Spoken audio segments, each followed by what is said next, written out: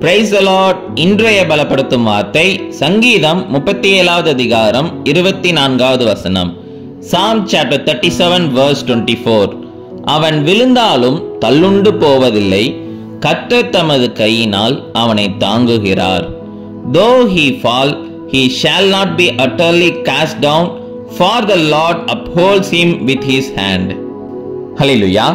வாழ்க்கையில சில சமயம் நீங்க சோர்ந்து போயிருப்பீங்க, எதையுமே செய்ய முடியாதபடி ஒரு இக்கட்டான சூழ்நிலையில இருப்பீங்க. உங்களால அடுத்த கட்டத்துக்கு முன்னேறி போக முடியாதபடி ஏதோ ஒரு காரியத்துல நீங்க விழுந்து போனது போல ஏதோ ஒரு காரியத்துல நீங்க சிக்கி தவித்து கொண்டிருப்பீங்க. அப்படிப்பட்ட சூழ்நிலைகளை உங்களுடைய வாழ்க்கையில நீங்க பார்க்க முடியும்.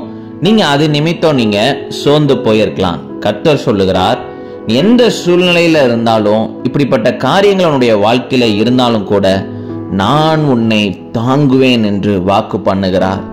நம்மளை பாதுகாக்கிற தேவன், நம்மளோட கூட இருக்கிற கர்த்தர், அவர் உங்களுக்கு எந்த ஒரு சேதமும் வராதபடி, நீங்க சோர்ந்து போய் இருக்கிற நாட்களிலும், நீங்க கஷ்டப்பட்டு கொண்டிருக்கிற நாட்களிலும் அவர் உங்களை தாங்கி பிடித்து கொண்டு உங்களை வழி நடத்துகிற தேவனாக இருக்கிறார்.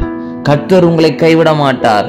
அவர் உங்களை ஏந்துவார், தாங்குவார், தப்புவிப்பார். அவர் உங்களுக்கு பாதையை காட்டுவார். அவர் உங்களை உயர்த்தி வைப்பார்.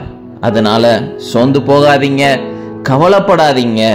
கர்த்தர் உங்களை தாங்குவார், கர்த்தர் உங்களை வழி நடத்துவார். நம்ம எல்லாரும் கண்களை மூடி ஜெபிக்கலாம். எங்களை நேசிக்கிற நல்ல தகப்பனே, கர்த்தாவே, பிள்ளைங்களை பாதுகாத்துக்கோங்க. பிள்ளைங்க இந்த நாள்ல சோர்ந்து போயிருக்கிறாங்கப்பா, நீங்க கைவிட்டுறாதீங்க. நீங்க பிள்ளைங்களை தாங்கிக்கோங்க. நீங்க பிள்ளைங்களுக்கு பாதையை ஏற்படுத்தி கொடுங்க. நீங்க பிள்ளைங்களை பலப்படுத்துங்கப்பா. சந்தோஷத்தையும் சமாதானத்தையும் கொடுங்க. நீங்க மாத்திரம் மகிமைப்படுங்க.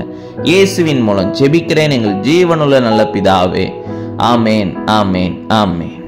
கர்த்தர் தமது கையினால் உங்களை தாங்குகிறார். அவர் உங்களை வழி நடத்துவார். God bless you. Have a joyful day.